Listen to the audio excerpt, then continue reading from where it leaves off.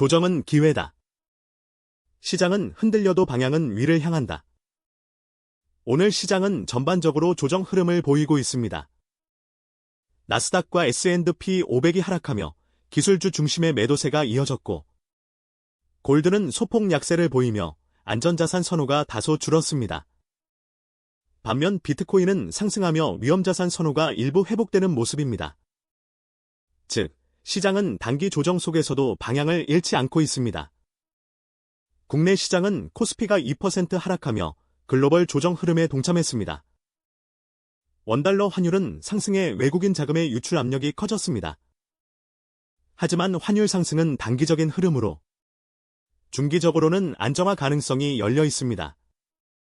공포지수 VIX는 17.3을 기록하며 심리적 불안이 다소 확대되었습니다.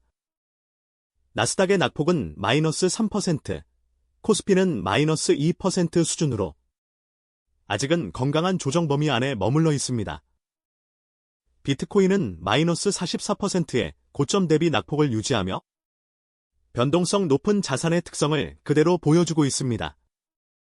결국 오늘 시장은 리스크 재조정의 하루입니다. 단기 조정이지만 자금의 방향은 여전히 기술주와 성장주 쪽을 향하고 있습니다. 시장은 불안보다 기회를 보고 있습니다.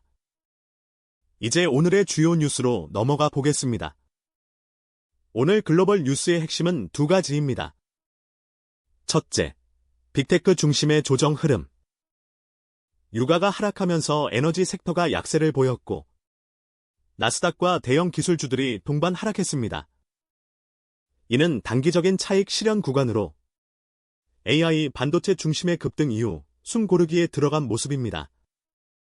즉, 시장은 상승 피로를 조정으로 풀고 있습니다.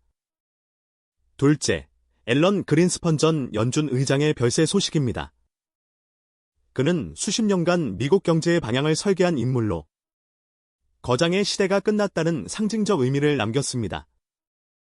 그의 이름이 다시 뉴스에 오르며 시장 참여자들은 금리, 정책과 통화 흐름의 변화를 다시 떠올리고 있습니다.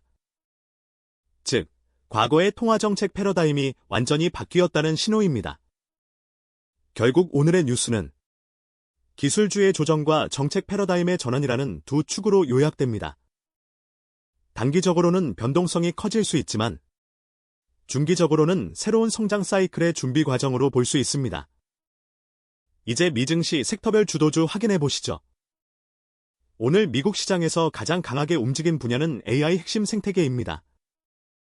특히 인공지능 메모리, 장비 광 섹터가 5% 이상 상승하며 투자자들의 관심이 집중되는 모습을 보였습니다. AI 서버 증설과 고대역폭 메모리 수요가 실제로 증가하고 있기 때문에 이 섹터는 단순한 테마가 아니라 실수요 기반의 상승을 이어가고 있습니다. 데이터 센터, 인프라 섹터도 강세를 유지했습니다.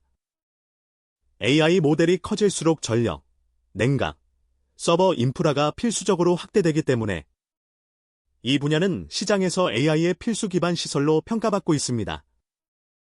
즉, AI가 성장할수록 이 섹터는 구조적으로 수혜를 받는 흐름입니다. 반면 소프트웨어와 플랫폼 섹터는 조정 흐름을 보였습니다. 단기 과열 이후의 휴식 구간으로 보이지만 거래량이 유지되고 있다는 점에서 투자자들이 완전히 빠져나간 것이 아니라 다음 진입 타이밍을 기다리는 모습으로 해석됩니다. 핵심 ETF 흐름을 보면 석섹스와 카헷 ETF가 강하게 상승하며 시장을 주도했습니다. 반면 SLV, UFO, 네락 같은 배아의 자산들은 약세를 보이며 자금이 명확하게 기술주 중심으로 쏠리고 있습니다. 결국 오늘 시장은 AI 생태계를 중심으로 구조적 상승을 이어가고 있습니다. 메모리, 장비, 데이터 센터 같은 실질 수요 기반 섹터가 시장을 끌어올리고 있고 단기 조정이 있더라도 자금의 방향은 분명합니다. AI는 이제 테마가 아니라 시장의 중심축이 되었습니다. 주요 섹터 분석하기 전에 제가 추구하는 분석에 대해서 짧게 공유드릴게요. 2022년 나스닥 마이너스 33% 하락장의 TQ 차트입니다. 당시 TQ 기준 마이너스 80%에 육박하는 하락을 보여준 큰 하락장이었습니다. 캔들 밑에 하늘색 별 보이시나요? 완벽한 바닥은 아니지만 유의미한 바닥 근처에서 총 5차례 신호를 주었습니다. 그럼 우리는 이와 같은 경우 어떻게 대응해야 할까요? 분할 매수로 대응을 하되 비중 조절하셔서 하면 큰 수익을 볼 수 있겠죠? 이제 주요 레버리지 이득표인 TQQ와 소스를 분석해 볼게요. 우선 TQQ부터 빠르게 보겠습니다. 오늘 TQQ 차트는 상승 추세 속에서 단기 조정을 거치는 흐름입니다. EMA를 보면 51선은 꾸준히 상승하며 단기 추세를 강하게 지지하고 있고 201선 역시 완만하게 상승하며 장기 상승 구조를 유지하고 있습니다. 즉, 가격이 흔들려도 전체 방향은 여전히 위쪽을 가리키고 있습니다. 거래량 흐름을 보면 조정 구간에서도 매수세가 꾸준히 들어오고 있습니다. 특히 거래량이 늘어난 캔들들은 조정이 끝나면 다시 반등이 이어질 가능성을 보여줍니다. 시장 참여자들이 빠져나가는 것이 아니라 오히려 눌림목을 기다리며 매수 대기 중이라는 신호입니다. 차트에 표시된 검은색 삼각형은 분할 매수 타점입니다. 이 구간은 과거에도 반등의 출발점이 되었던 자리이며 이번에도 2151선 근처에서 동일한 패턴이 나타나고 있습니다. 가격이 눌릴 때마다 매수세가 들어오는 구조가 반복되고 있는 겁니다. 전체적으로 보면 TQQ는 조정 속에서도 상승 추세를 유지하고 있으며 EMA와 거래량 모두 상승 흐름을 지지하고 있습니다. 차트가 만들어내는 분할 매수 타점들은 시장이 다시 위쪽으로 움직일 준비를 하고 있다는 신호로 보입니다. 반도체 레버리지 속셀 도 빠르게 보겠습니다. 오늘 속셀 차트는 강한 상승 추세 속에서 단기 조정을 거치는 흐름입니다. EMA를 보면 51선은 가파르게 상승하며 단기 추세를 강하게 지지하고 있고 201선 역시 꾸준히 상승하며 장기 상승 구조를 안정적으로 유지하고 있습니다. 즉, 반도체 섹터 전반이 여전히 강한 상승 모멘텀을 유지하고 있습니다.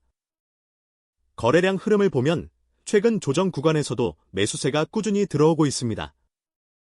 특히 거래량이 급증한 캔들들은 조정 이후 강한 반등이 이어질 가능성을 보여줍니다. 이는 시장 참여자들이 단기 조정보다는 추세 지속을 기대하며 매수세를 유지하고 있다는 신호입니다. 전체적으로 보면 속셀은 조정 속에서도 상승 추세를 유지하고 있으며 EMA와 거래량 모두 상승 흐름을 지지하고 있습니다. 특히 오늘의 밑골이 달린 양봉은 여전히 반도체 섹터가 강하다는 모습을 보여주고 있습니다. 마지막으로 소소하게 시작한 장기 투자 종목입니다. 심리적인 부분과 은퇴 시점을 좀 더 앞당기고자 시작하게 되었습니다. 이 투자 방법이 얼마나 수익률이 나올지 저도 잘 모르겠습니다. 저와 함께 소소한 장기 투자도 같이 해보시죠. 앞으로 5년 뒤 또는 10년 뒤 우리의 목표는 심플합니다.